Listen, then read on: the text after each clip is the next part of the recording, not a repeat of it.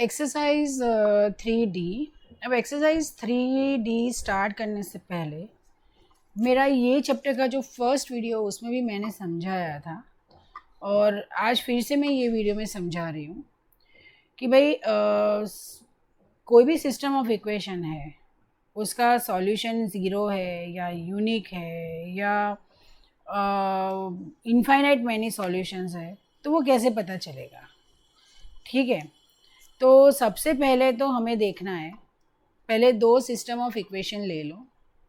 एक है a1x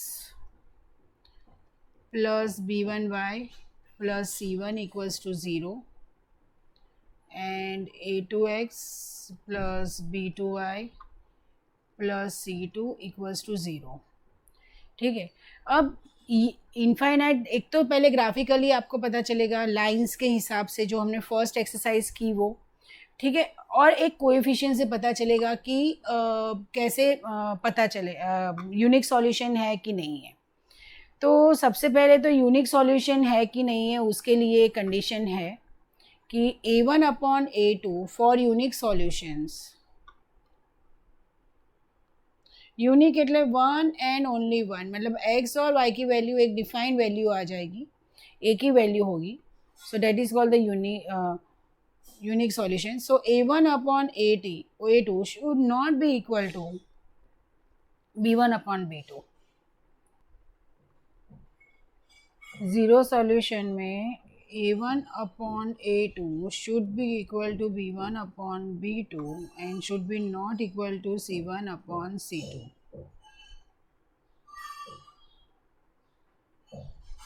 Then the pair of the equations has no solutions, मतलब solutions नहीं होंगे। ठीक है, solutions के लिए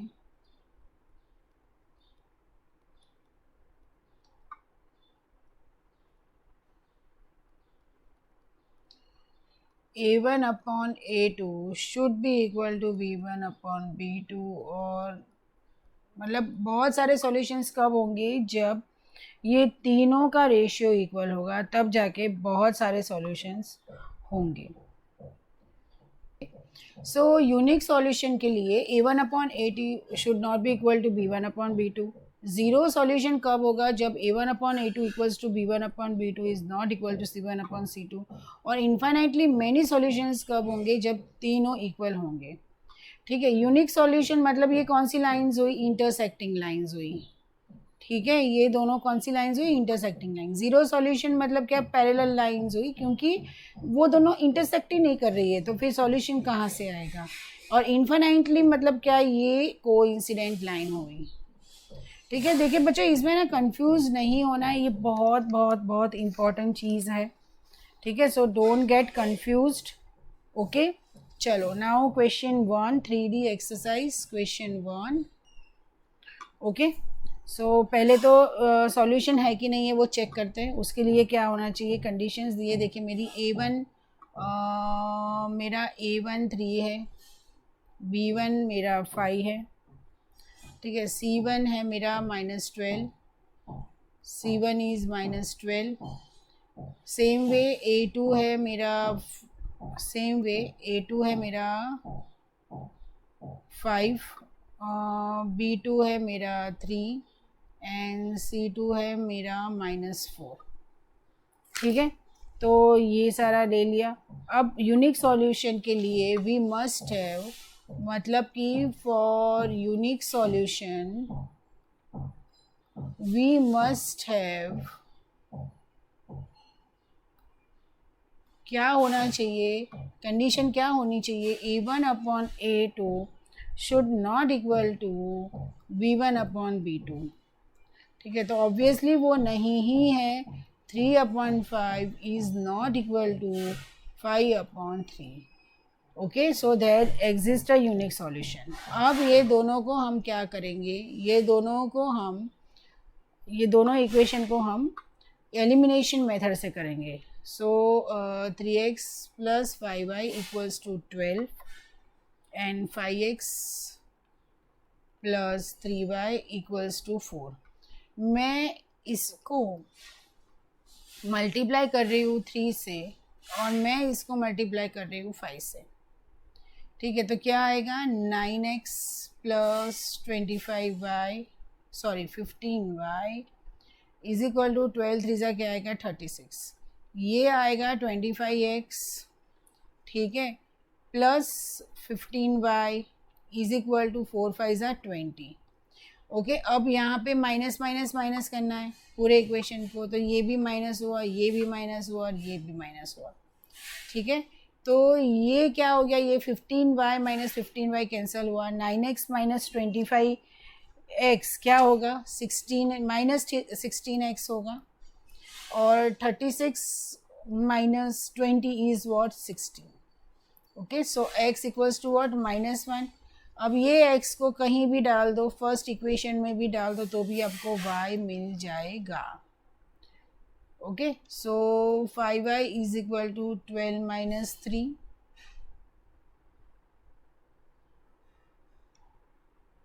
सॉरी -1 है। ठीक है, तो +3 हुआ, so 5y is equal to 15, so y is equal to what 3। ठीक है, नाउ क्वेश्चन 2, यूनिक सॉल्यूशन के लिए कंडीशन क्या होनी चाहिए, a1/a2 should not be equal to b1/b2। वो तो क्लियरली दिख रहा है कि 2/4 is not equal to -3/1। So system has an unique solution, has unique solution, right.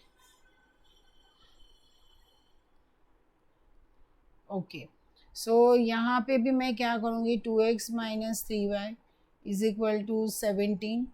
ठीक है, और ये क्या है 4x plus y is equal to 30।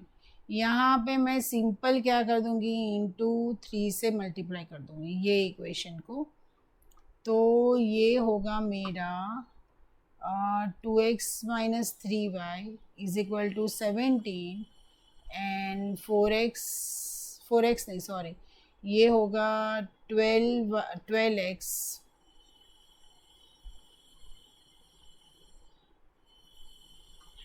ये होगा 4 3 12x plus 3y equals to 39। Okay, तो ये मेरा, हाँ, तो ये मेरा तो कट हो गया, ये क्या हुआ मेरा, तो ये क्या होगा, ये होगा 14x is equal to what 56।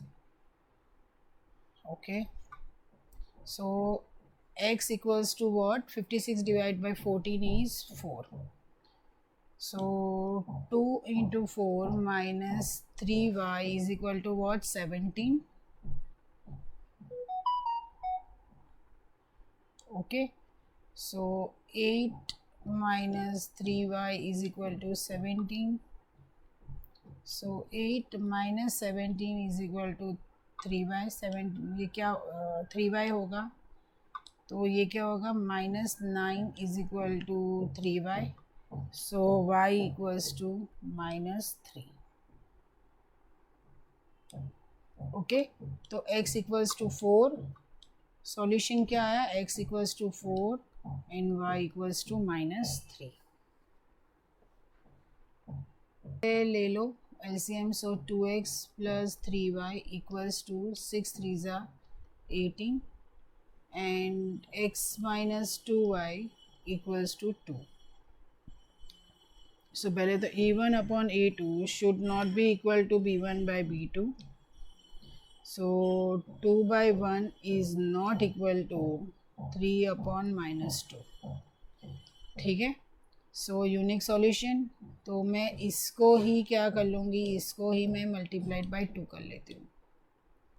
So 2x plus 3y equals to 18, और ये क्या होगा 2x minus 4y equals to 4। ठीक है, ये क्या होगा माइनस, ये प्लस और ये माइनस, तो ये गया, ये क्या आया मेरा 7y equals to what 14, so y equals to what 2। ठीक है, तो x minus 2 into 2 is equal to 2. So x is equal to 2 plus 4, which is equal to 6. Hence x equals to 6 and y equals to 2. Okay, is my solution unique है solution, तो obviously a1 upon a2 is not equal to b1 upon b2. ठीक है, तो 2 by k is not equal to 3 upon -6, तो ये भी क्या हुआ, 2 हो गया. So k is not equal to -4. ठीक है, ओके. फॉर यूनिक सॉल्यूशन दिया हुआ है. ओके, हमें प्रूव करने की ज़रूरत नहीं है. Question 5, x minus k y equals to 2 and 3x minus 3x plus 2y plus 5 equals to 0. ठीक है, देखिए कंडीशन क्या है, a1 upon a2 should not equal to b1 upon b2. Okay, so 1/3 should not equal to -k/2. Okay, so minus k is not equal to 2/3, hence k is not equal to 2/3. बाकी सारी values है. Fine, ठीक है. सो अगर आपको ये video helpful लगा हो तो सब्सक्राइब और शेयर कीजिए. Thank you.